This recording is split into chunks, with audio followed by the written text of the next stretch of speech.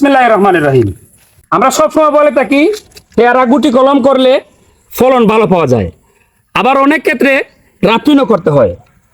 আমার চাচার কাঙ্ক্ষিত একটা জাত পেয়ারা উনি ওনার বাড়ির থেকে নিয়ে আসছেন, এটাকে বংশ বিস্তার করতে হবে। এখন তো আর গুটি কলম করতে পারবো না, তাই এটাকে গ্রাফটিং করে দিচ্ছি।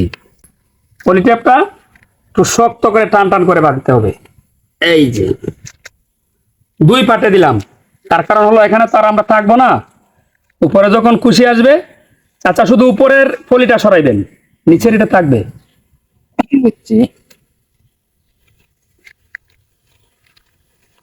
এই যে আরেকটা পাটে দিলাম উপরে, দায়িকা দিতে হবে।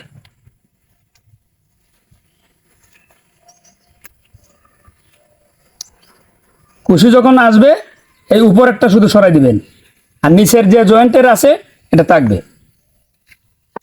সবাই ভালো থাকবেন, আল্লাহ হাফেজ।